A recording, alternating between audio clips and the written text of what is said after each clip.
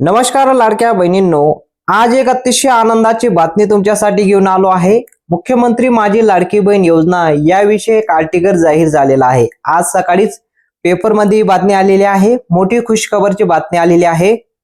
मुख्यमंत्री देवेंद्र फडणवीस साहेब यांनी पत्रकार परिषदेमध्ये ही बातमी दिलेली आहे। या बातमी संदर्भात एक महत्त्वाचे विषय आणि एक घोषणा केलेली आहे। कोणासाठी? लाडक्या बहिणींसाठी।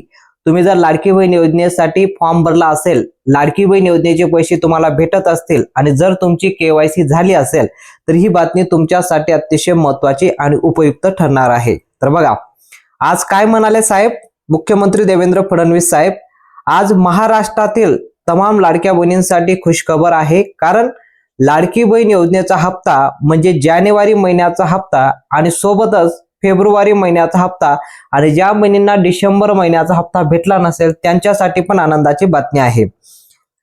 तर मुख्यमंत्री देवेंद्र फडणवीस साहेब म्हणाले की आजपासून लाडकी बहीण योजनेचा हप्ता वितरणाला आम्ही सुरुवात करत आहोत। तर बघा, आजच सकाळी बातमी आलेली आहे की आजपासून लाडक्या बहिणीच्या खात्यामध्ये लाडकी बहीण योजनेचा हप्ता 1500 रुपये प्रमाणे हप्ता जमा व्हायला सुरुवात होणार आहे। आणि सोबतच ज्या बहिणींना डिसेंबर महिन्याचा हप्ता भेटला नसेल तर त्या बहिणींना डिसेंबर महिन्याचा हप्ता देखील दिला जाणार आहे। म्हणजे साधारणतः तर बघा, बँकांना तातडीचे आदेश देण्यात आलेले आहे। आता बँकांना तातडीचे आदेश कशामुळे देण्यात आलेले आहे की लाडकी बहीण योजनेचा जो हप्ता उशीर झालेला आहे डिसेंबर महिन्याचा, तो देखील तात्काळ लाडक्या बहिणीच्या खात्यामध्ये पैसे जमा करा असा आदेश देण्यात आलेले आहे। आणि यासोबतच एक मोठी अडचण दूर झालेली आहे। ती अडचण होती की लाडक्या बहिणींना आता हप्ता जो वितरणाला सुरुवात होते तर त्यामध्ये आता तुम्हाला माहिती आहे डेप्टी सीएम अजितदादा पवार ते आपल्या आता सोबत राहिले नाही, पण अर्थ विभाग जो आहे तो आता यांना देण्यात आलेला आहे। म्हणजे आता लाडकी बहीण योजनेचा जो हप्ता वाटप होतो तो हप्ता आता अर्थ विभागाच्या माध्यमातून दिला जातो। तर अर्थ विभागाचे मंत्री उपमुख्यमंत्री कोण होते? अजितदादा पवार होते। तर त्यांच्या जागी आता दुसरे कोणी कुमार वगैरे ते आलेले आहेत, ते अर्थमंत्री आता झालेले आहेत। तर त्या आता त्यांनी बजेट काढून त्यांचं पूर्ण ज्यावेळेस दादाज होते अजित दादाज होते त्यावेळेसच 6 महिन्याचा बजेट आलेला होता।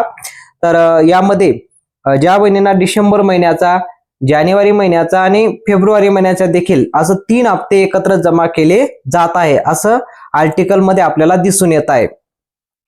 आनंदाची बातमी आहे। कारण फेब्रुवारी महिन्याचा हप्ता आता जरी सुरू झाला, फेब्रुवारी महिना जरी सुरू झाला, पण 10 तारखेच्या आत सर्व बहिणींच्या खात्यात पैसे जमा व्हावं असं आर्टिकल भरपूर आधीच आलेलं आहे। 6 महिने अगोदर जी बातमी होती, तुम्हाला वाचलं असेल की कुठलाही महिन्याचा हप्ता 10 तारखेच्या अगोदर बँक खात्यात जमा झाला पाहिजे। तर ही बातमी होती। तर ही आता सिद्ध झालेली आहे। कशा पद्धतीने झालेली आहे की 10 तारीख आता फेब्रुवारीची झालेली आहे, 10 तारीख, त्यानंतर आता तुम्हाला पैसे जमा व्हायला सुरुवात होतील। म्हणजे ज्यांना डिसेंबर महिन्याचा पैसा भेटला नसेल तर त्यांना डिसेंबर महिन्याचे 1500 रुपये, जानेवारी महिन्याचे 1500 रुपये आणि फेब्रुवारी महिन्याचे 1500 रुपये असं 4500 रुपये जमा होतील। आणि ज्यांना 2 महिन्याचे बाकी असेल तर त्यांना 3000 रुपये आणि ज्यांना 1 महिन्याचा असेल त्यांना फक्त 1च महिन्याचं दिलं जाणार आहे 1500 रुपये। तर आता उशीर होणार नाही। आता लाडक्या बहिणींच्या मनामध्ये जो प्रश्न होता की आज पैसे येतील, उद्या पैसे येतील, परवा पैसे येतील, तर हे सर्व प्रश्न आता सुटलेले आहे। कारण स्वतः मुख्यमंत्री देवेंद्र फडणवीस साहेब यांनी अनाउन्समेंट केलेली आहे आणि वृत्तपत्राला म्हणजे पेपरला ही जाहिरात आलेली आहे। तुम्ही बघू शकता इथं, लाडक्या बहिणींनो आता काळजी करू नका। काय म्हणाले साहेब? लाडक्या बहिणींनो आता काळजी करू नका, मी स्वतः डीबीटीचा बटन दाबून आजपासून पैसे वितरणाला सुरुवात करणार आहोत। 3 दिवसामध्ये बघा, आज, उद्या आणि परवा 3 दिवसामध्ये तुम्हाला पूर्ण 36 जिल्ह्यांमध्ये पैसे वाटप कंप्लीट होतील आणि एकही बहीण या योजनेपासून अपात्र ठरणार नाही। आज 12 जिल्ह्यांमध्ये, उद्या 12 जिल्ह्यांमध्ये आणि परवा 12 जिल्ह्यांमध्ये। तर बघा, आज सुरुवात जी होणार आहे ते स्पेशल पहिला दिवस आहे। तर कोणकोणत्या जिल्ह्यांमध्ये पैसे वाटप होतील लक्षपूर्वक आहे का? इथून आता लक्षपूर्वक आहे का? बघा, 12 जिल्ह्यांची नावं सांगतो आज कोणत्या 12 जिल्ह्यांमध्ये पैसे जमा होणार आहे।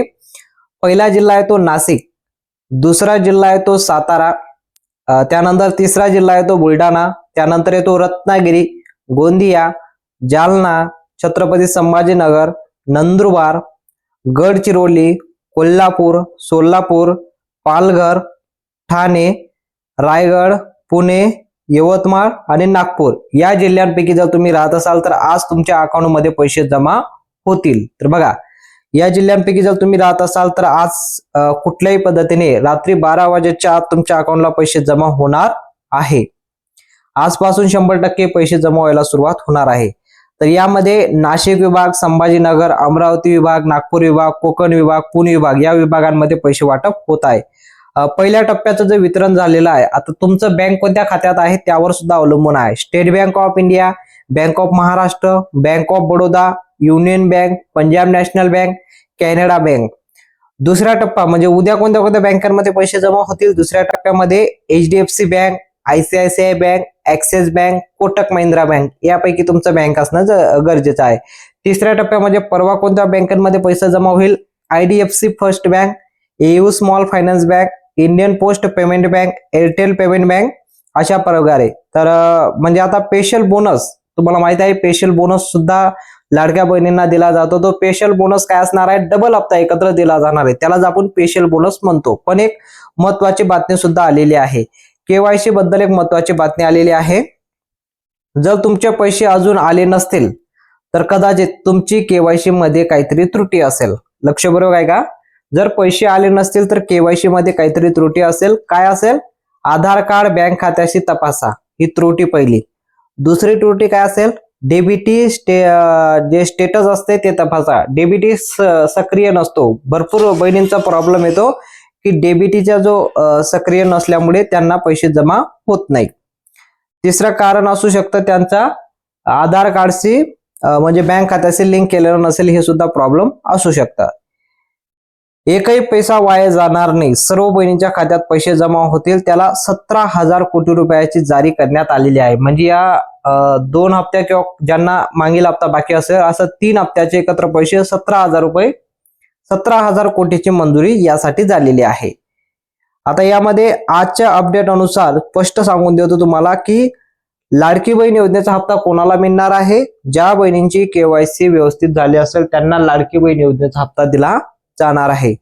आणि सोबतच ज्या बहिणींची KYC मध्ये काही प्रॉब्लेम आला असेल, चुकीची माहिती भरली असेल तर त्याची KYC आता बाद होणार आहे. त्यांना परत KYC करता येणार नाही.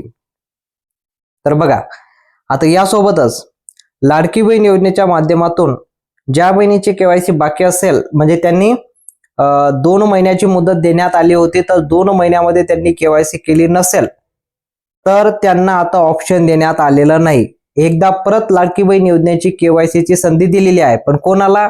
ज्यांनी KYC आधी केली असेल आणि काही चुकलं असेल तर त्यांना दुरुस्ती करण्यासाठी KYC ची संधी देण्यात आलेली आहे.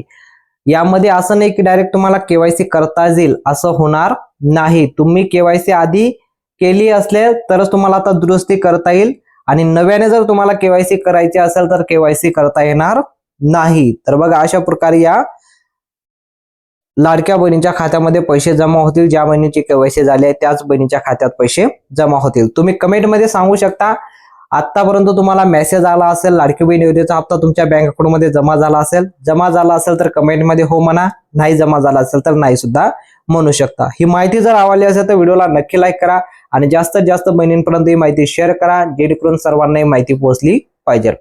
भेटूया पुढच्या मोठ्या अपडेटमध्ये.